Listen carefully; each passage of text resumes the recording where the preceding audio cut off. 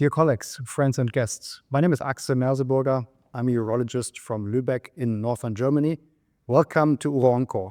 And I have the privilege being here today in a very multidisciplinary panel fashion, like a tumor board, together with three experts in the field of prostate cancer. So, Dr. Silva, could you start introducing yourself? Thank you for the invitation, first of all. I'm Pedro Silva. I'm a radiation oncology working currently in a urology setting and here in Lisbon. Perfect. So we have a radiation oncologist. This is always good on a tumor board. Thank you. Dr. Tree. Yeah, thank you for having me too. My name's Alison Tree. I'm a clinical oncologist from the Royal Marsden Hospital in London, and I treat with both drug therapies and radiotherapy. Thank you. Thank you for introduction. And Dr. Rajwa. Thank you very much. My name is Pawel Rajwa. I am urologist from Poland. Well, thank you. And we have a difficult case with biochemical recurrence. So I would say an interesting case where I need your help for discussing and going through what to do, because it's metastatic. It's a metastatic case. And we have this 72-year-old gentleman. The case was selected by the UroOnco panel. And I think it's quite interesting. It was presented in November 2017. So it was 7 years ago, a different standard than what we discuss now in 2024. Initial presentation, PSA 18 already got an MRI of the prostate, T2 organ confined, but in biopsy, definitely a high-risk prostate cancer with a Gleason 8. And the medical history, which I think is also very important before planning and discussing a case. He had a seminoma curative and hernia, appendectomy, hypertension. And we have to know the father died of prostate cancer at the age of 75, which is a common cause of death in this age group, but still we need to take the family history into our considerations. So we already have seen something here, but Pawel, what imaging would you do 7 years ago and nowadays? So I would say 7 years ago and now I would definitely go with PSMA PET. We know from the Pro-PSMA trial, where it was published 4 years ago, not 7 years ago, that PSMA PET can detect up to, in those men who are, I would say, have unfavorable prostate cancer, high-risk prostate cancer, in up to 10% of those men, PSMA PET detect bone metastasis. In 9% of men, it detects abdominal lymph node metastasis, and in 1% visceral metastasis. In 20%, we have also like pelvic lymph nodes positive. And also the other studies show that in high-risk prostate cancer with high-risk feature, up to 20% of men have metastatic disease on PSMA PET. That's why I would definitely go with this type of imaging. And I think this is definitely what we want to know, and this is also written in the EAU guidelines. Recent update that in this case, clear-cut recommendation is perform modern imaging, like shown in this image here. Who can help us best?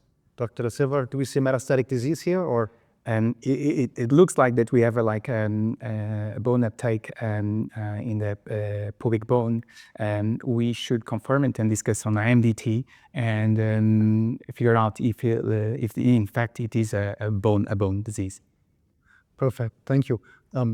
I fully agree. Looks like a bone metastasis here. I think we could agree that this is an oligometastatic, high risk, low volume MHSBC patient. So, Alison, what would be the standard treatment in those patients? Yeah, that's a good point. So obviously this was 2017 before a lot of the very important evidence that has come since then, but actually with the benefit of hindsight, now what I would say is that the standard treatment would be treatment with systemic therapy, so ADT, androgen deprivation therapy, with the addition of an RP, an androgen receptor pathway inhibitor, which we now know improves overall survival in this setting. Plus also he is low burden, low volume metastatic disease, so we have some evidence from STAMPEDE that adding in radiotherapy to the prostate improves overall survival in this group. I think that's a very good point, help supporting your colleague on your right. I mean, we would also have, but correct me if I'm wrong, a label for triplet therapy because it's metastatic, and I think triplet with darolutamide and docetaxel has a very broad label, even though it's discussed where or when to give it.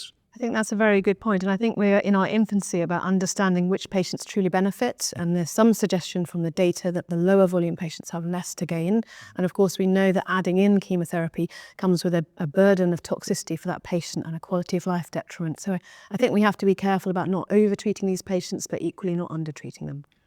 Being a urologist, I sometimes have the feeling convincing a man for surgery is not that hard. So we have a surgeon here. Pawel, would you do a radical prostatectomy in this gentleman? Thank you very much. I think oligometastatic disease on PSMA PET is a, I would say, new disease entity, and we actually don't know what is the optimal management of those patients. Within prostate cancer working group, we've published a paper last year that analyzed the oncologic outcomes of men with oligometastatic disease treated with cytoreductive radical prostatectomy. We have found it's safe and feasible. The complications rate grade 3 were less than 5%. And we also found that there was the treatment approaches, it was very heterogeneous. Like treatment, really this man received multiple treatments because we, as I said, we don't have very, I would say, clinical practice guidelines what to do with men who are oligometastatic on PSMA PET. Another thing that we found is that these men, when treated with cytoreductive radical prostatectomy, have overall favorable oncologic outcomes. However, we have to keep in mind that these men are metastatic and they have definitely higher risk of progression over their follow-up. Well, thank you for sharing your insights. And I think this is something what has been already been discussed. We need an MDT because, we already discussed, and you alluded to the radiation stampede data, that it's a survival benefit, which we have not seen in radical prostatectomy as of yet. Looking at retrospective, well-designed trials, and you are in the forefront of publishing a lot of those evidence, but still, like MDT, what does it stand for? Is it metastasis-directed therapy, or is it multidisciplinary tumor boards? I can think of ostomy, like it's very, so I think both is maybe, definitely both. Yeah, definitely a tumor board. But Dr. Da Silva, what's your take in a tumor board? And definitely this case should be reviewed and discuss what was the best option for them. And then assuming that it was, as it looks like, a low volume and with one bone metastasis only, metastatic or monocytic prostate cancer, and my approach, in accordance also with Dr. Tree, will go to with ADT plus one second drug and a second generation hormone treatment eventually, and also a treatment with radiotherapy to the primary tumor only. So if I understood correct, just for the protocol, radiation to the primary, to the prostate, and also to the bone met we saw, and ADT. And do you agree, Alison, with If you allow me, I will not treat according to the evidence that we have nowadays, I will not treat the bone metastasis. I will stick to the primary tumor. Of course, unless that we have like any kind of like clinical trial addressing that question, I will try to put that. Thank you for setting the standard there, but I will come back to you with this question later. So standard here from oncologist perspective? Yes, no, I agree with what Dr. Silva said, but I think we have to acknowledge that a lot of radiation oncologists would treat that metastasis with SBRT, so stereotactic body radiotherapy. This is the question that we're addressing currently in the UK in the Stampede 2 trial, where men such as this will be randomized to the addition of radiotherapy to the bone met rather than just the prostate alone. So I think we don't know for certain. We don't have level 1 evidence at the moment. So we still have to await the Stampede 2 data here. Now we are in 2024, and this gentleman at this time, and we discussed this already, also it's something we have to do informed consent and sometimes patient-driven decision, voted for prostatectomy. As said, he was very fit and wanted surgery, and this was the result, and I think quite good.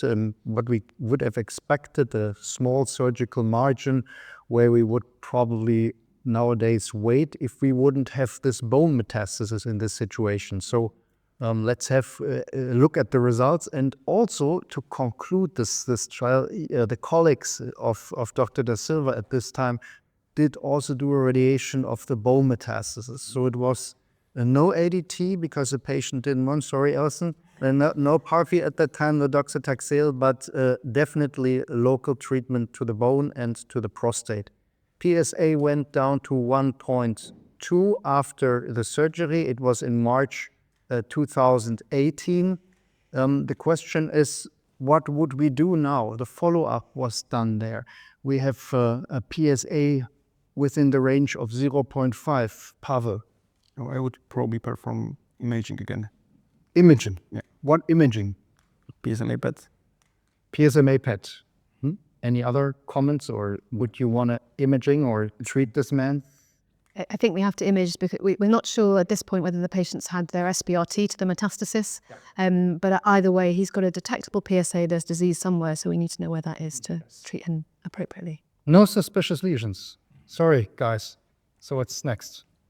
We were assuming that the patient has done and also to try to understand the movement of the PSA after the surgery, and also in May 2018, a drop to 0.44. So we assume that the patient has had MDT to the bone metastasis.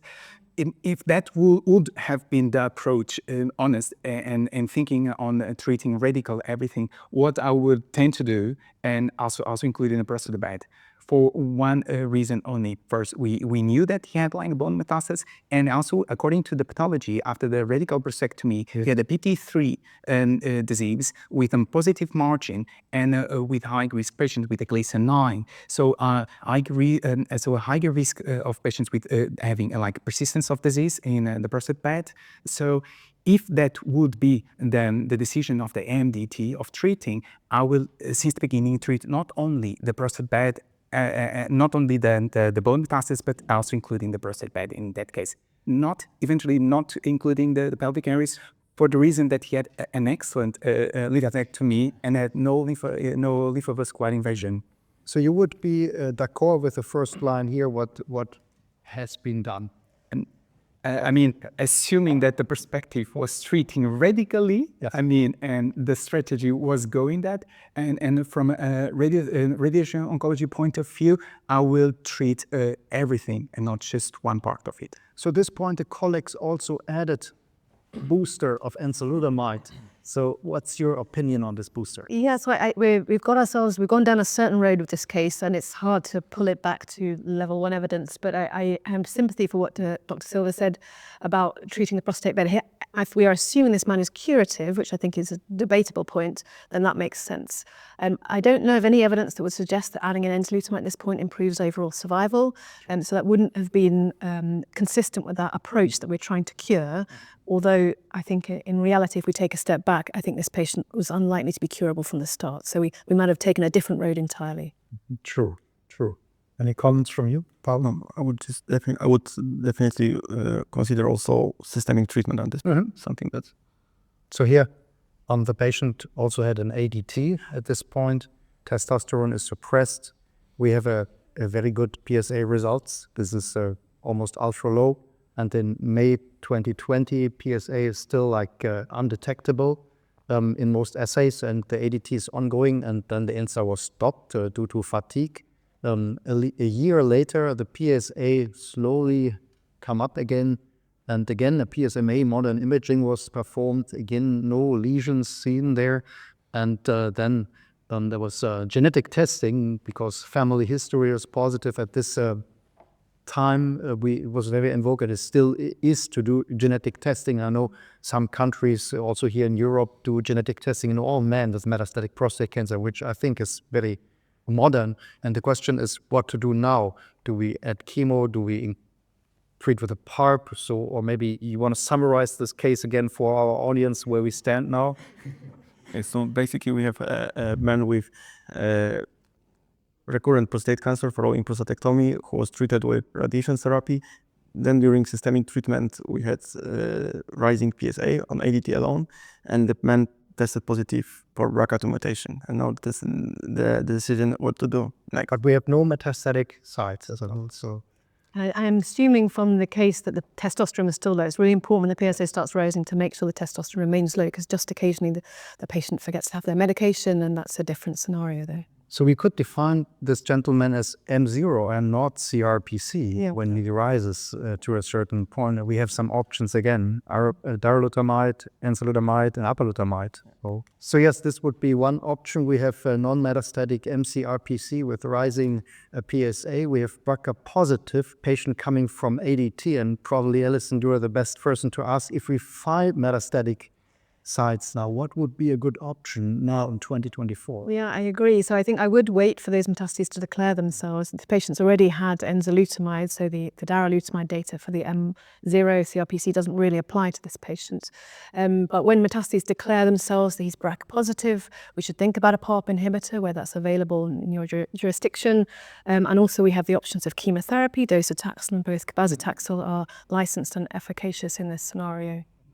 So looking at the PARP inhibitors, now we have seen a lot of data on combination therapy, which is superior, at least with regards to the PFS and maybe in the future also in overall survival. So in this situation, would you combine a PARP with a PARP? So like PARP, like a novel androgen receptor? PARP. Split therapy. Yeah, I probably wouldn't for him because he's already been exposed to enzalutamide, and we have quite a lot of data showing that you don't gain much by re-challenging with a different drug. There was There was a pause, yeah, so who knows, but I think we don't have the evidence to hand to say that's of benefit to add in the second drug. So I think PARP alone would be reasonable at this point. And of course, if he's bone only, we could think about radium and of course lutetium therapy if that's available. Well, thank you. So from the urologist perspective, I think it's also good to keep an eye on the patient, also quality of life, obstructed kidneys, or any other cons from your side, Pawel? No, as at this point, I would just follow, at least in this setting, I would definitely follow oncologist recommendation regarding patient. But I think we also need to, at the later stage, always the support of Dr. Da Silva, because it can progress this gentleman having like symptomatic bone lesions. And then I think it's also good to do radiation to the symptomatic bone lesions, not with curative intention, but palliative. Is it correct? Yeah, it might have a role like also to do in some at some point to do palliative radiotherapy if needed. And also regarding the follow-up, we should also take in consideration that the patient has then like radiotherapy to prostate bed. There is some side effects, and some of them they are not. We should be paying attention as the cystitis. So we should keep an eye also on that patients in order to manage well that kind of patients. Well, I can just thank you three for this wonderful support of my difficult case we presented here at Uro-Onco. And I thank you, dear colleagues, for the attention and support of Uro-Onco. I think it's a very nice format, and thanks a lot. And I think it really underlines the need for not only metastasis-directed therapy, but multidisciplinary discussion for our patients. Thanks a lot. Thank you very much.